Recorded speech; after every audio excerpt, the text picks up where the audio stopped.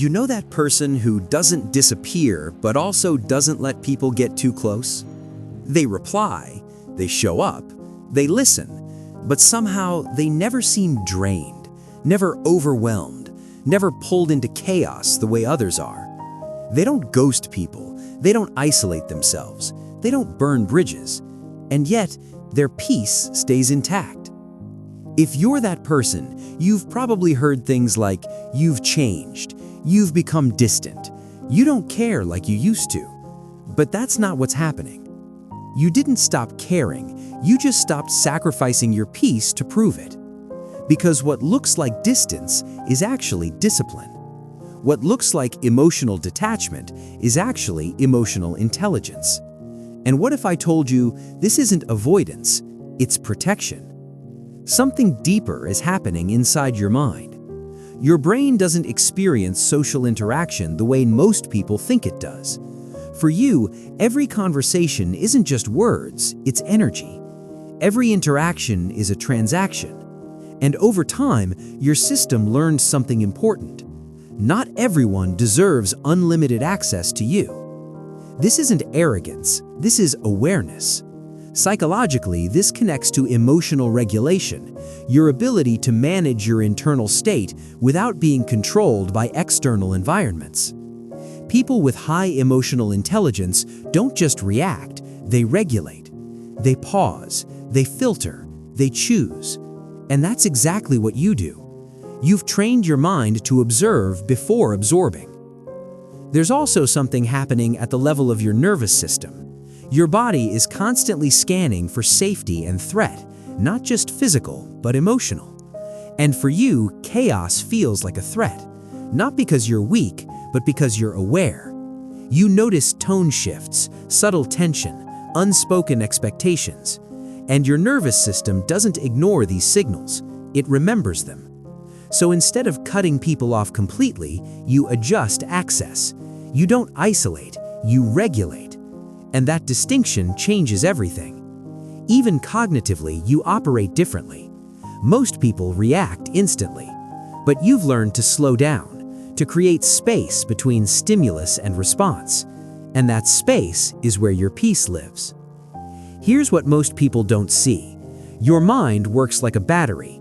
Every interaction either charges it or drains it, and unlike others, you've become conscious of that.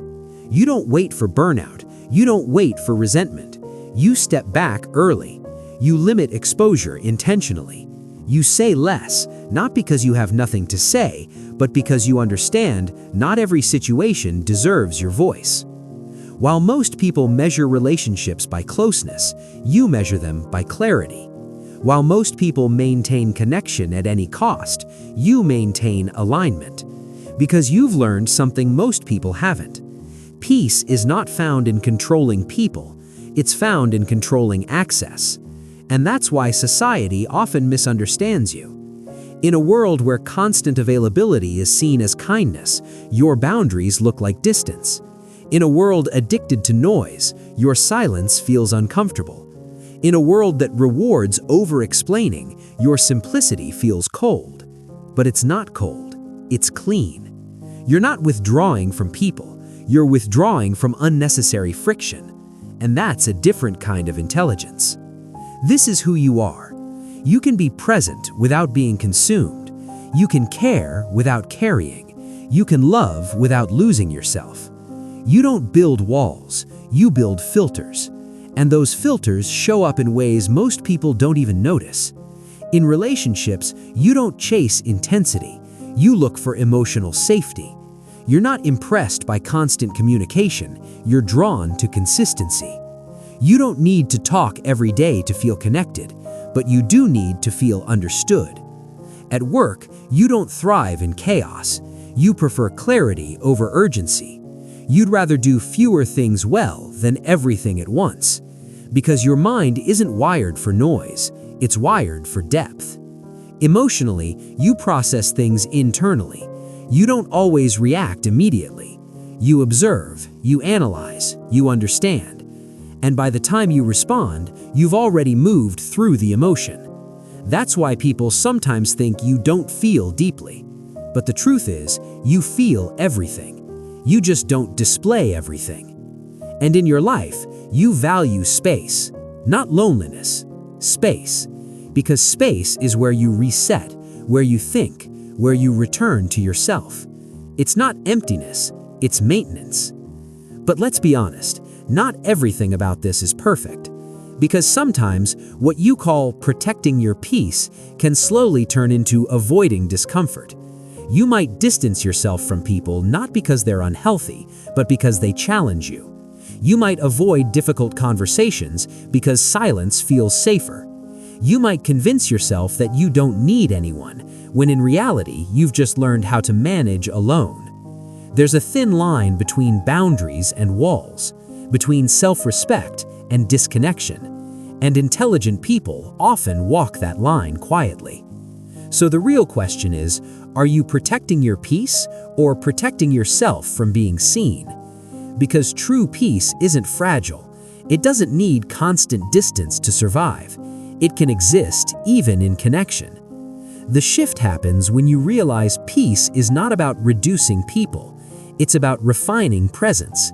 It's not about avoiding energy. It's about staying grounded within it. You don't need to disappear to feel okay. You don't need to shut down to stay in control. You just need to stay aware. Because the goal was never to become unreachable. The goal was to become stable. And if you've been living like this, quietly filtering, adjusting, protecting, then understand this: you're not broken, you're not antisocial, you're not too much, and you're not too distant. You're simply operating with a level of awareness most people haven't reached yet.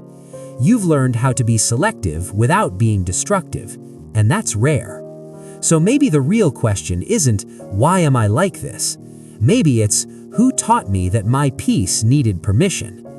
If this made you feel understood, if it put words to something you've always felt but could never explain, then you're not alone. And more importantly, you're exactly where you need to be.